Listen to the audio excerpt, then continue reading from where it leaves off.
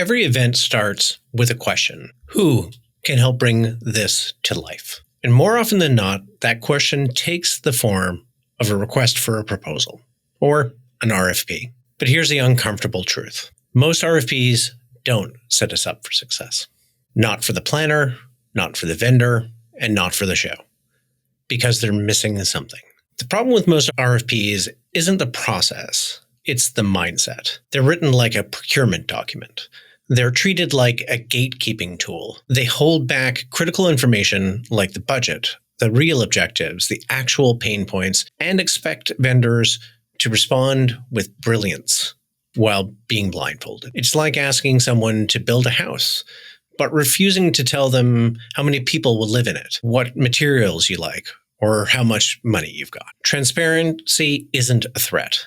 It's the beginning of a partnership. So here's what your RFP should include. Welcome back to Production Value Matters, the business events podcast. I'm your host, Matthew Byrne, founder of Byrne Production Services. Because too many RFPs had to read more the real world detail that allow production partners to plan, is price, for every planner, agency, experience, lead, marketing executive who's ever sent out a request for a proposal and wondered why the responses didn't quite hit the mark. Because too many RFPs skip the good stuff. The real world detail that allow production partners to plan, price, and deliver an experience that works. So if you've ever felt like you're throwing darts at a wall and hoping a brilliant event plan comes back, this episode is for you. Let's get into it. Let's start with the big truth. Most RFPs aren't built for collaboration. They're built for control. They hold back budget info. They obscure creative goals. They treat vendors like interchangeable parts. And I get it. RFPs are designed to compare bids. But here's the thing. When you ask a vendor to quote blindly, you end up with two things. One, generic pricing padded for risk. And two, proposals that miss your vision entirely. So instead of finding the best partner, you find the best guesser. And that's a terrible way to produce a complex event. You can't outsource strategy if you never shared it in the first place. So if you're putting together an RFP, here's what absolutely needs to be included, especially if you want a thoughtful, strategic response. Let's go one by one. So first, event objectives. Why is this event happening? Are you launching a product, motivating a team, engaging the public? Don't assume that those vendors know. Tell them what success looks like in your own words. Second, audience details. How many people? Are they in person? Are they hybrid? Are they online? Is it C-suite executives? Is it your buying customer base? Is it the public in general? Are they new hires? Are they part of your sales team? Are they coming from the same region or across different time zones? This affects everything, from camera counts to network bandwidth to seating arrangements to sight lines in your design. Number three, and honestly, this should have been number one, budget. Yes, the budget. Stop treating it like a poker hand. Good vendors don't want to max out your budget. They want to meet it. Give a range, give a target, give a estimation of what you think that the client's expectations should be. Let us know what's got to be included. Say if that range includes the travel, the content, scenic, or is it just audio, visual, and lighting? It saves everyone's time. Number four, venue details. First of all, what is the venue? Do you have the floor plan? Do you have the CAD? Do you have the parameters of the room? Share all that information with your potential partner. Do you know the ceiling height? Can we load in through a dock, or are we pushing gear through a lobby or a long hallway? If you don't have the venue yet, or you don't have those answers, that's okay. Just say so. And maybe ask if the vendor is offering site scouting as a service. And that should be included in your professional budget. Number five, the dates and the schedule. When do you want the proposal back? When will the decision be made? Now, the event date, when is the room available for setup and rehearsal and strike?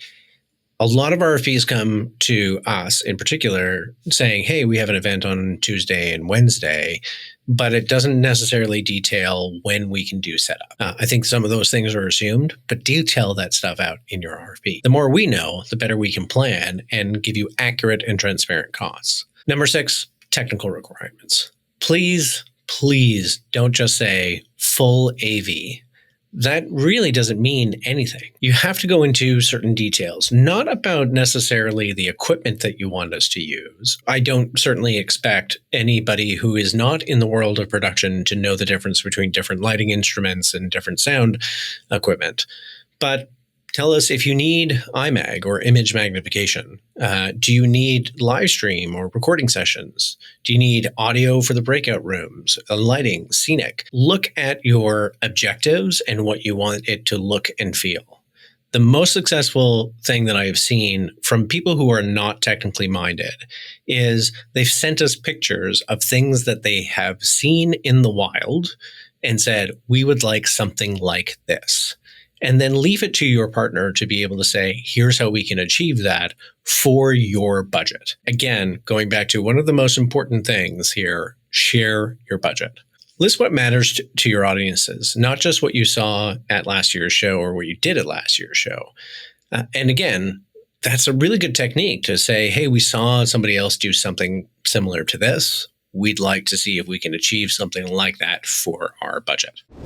Here's where I'm going to get a little bit direct because this matters.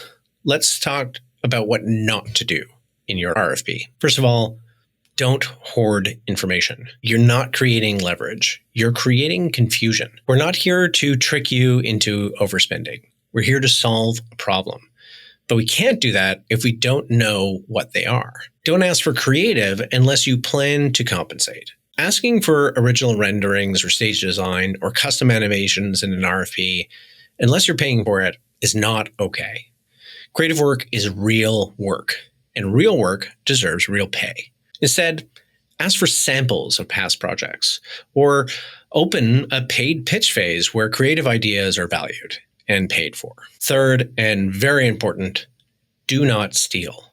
And yes, this happens more often than anyone would like to admit. A vendor submits a proposal with a bold concept of a creative show flow and an amazing, stunning design.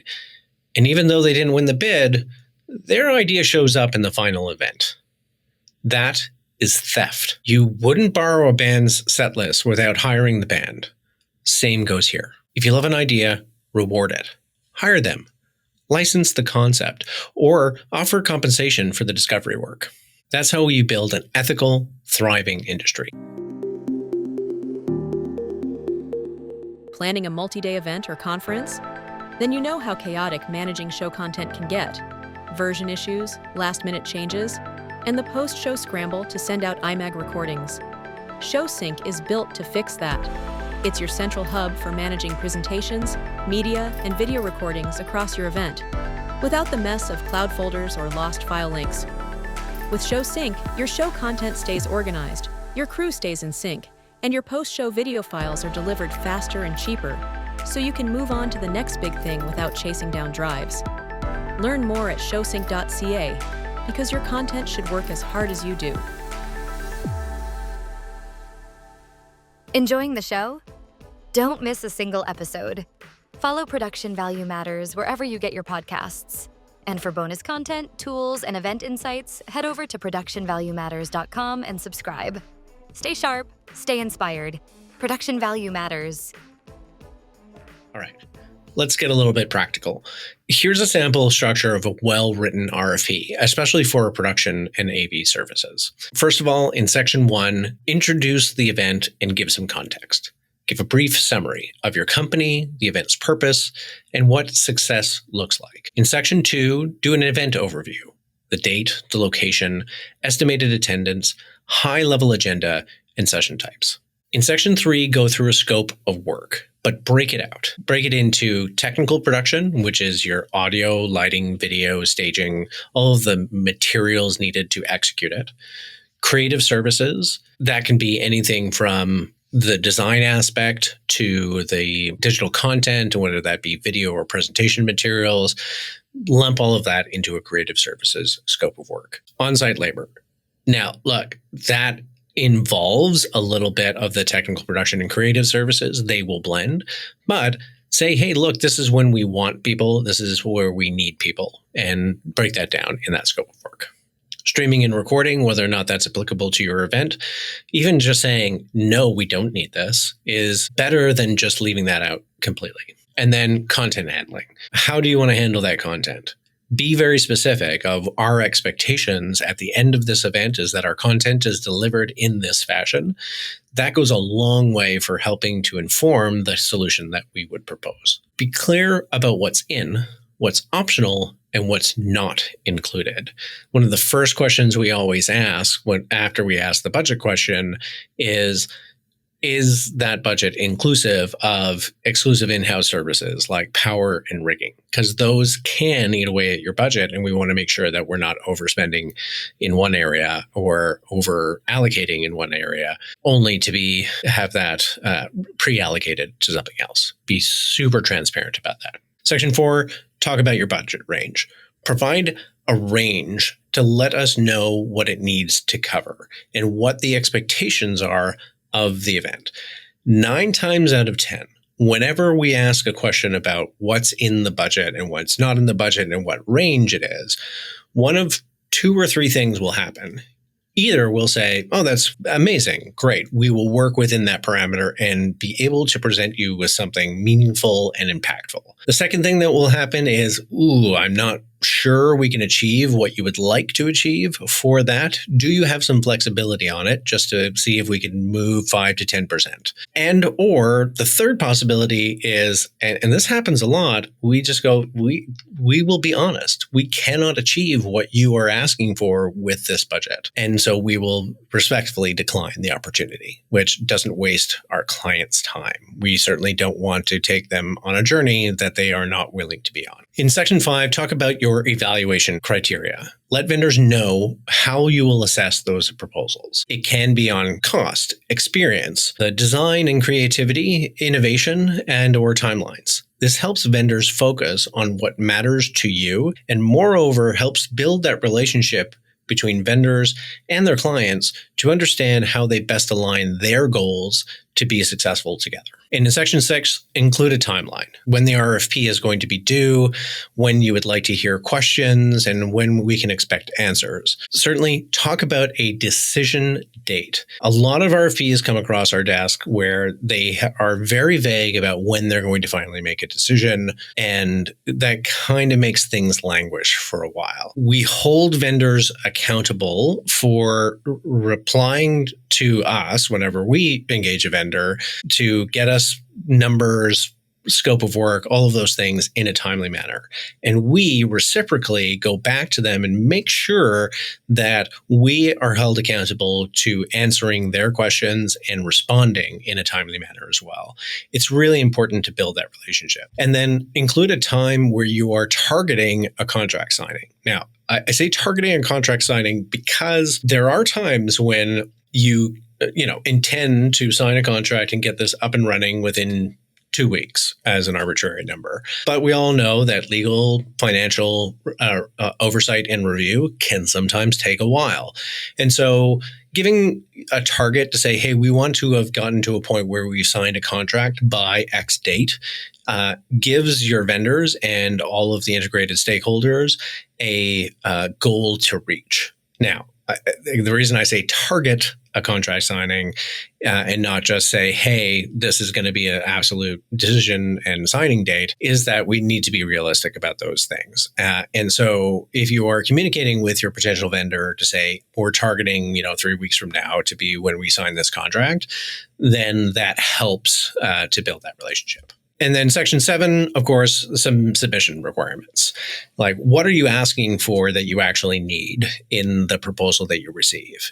Do you need a project plan? Do you need company credentials? Do you need a couple of relevant examples? Going back to the don't take creative for granted, you can put in the proposal that, look, we are looking for a cool visual or some kind of way of communicating what your vision is for this event. That's fine. But again, I go back to either compensate them at the time of creation, or if you love their idea but not their price, because this happens, do you have the ability to say, look, we may steal your idea. And if we steal your idea, we're going to compensate you for it. Don't demand a 50-slide pitch deck just full of unpaid creative. Let's wrap this up with a few final thoughts. First of all, transparency is not a weakness. It's how strong events are built.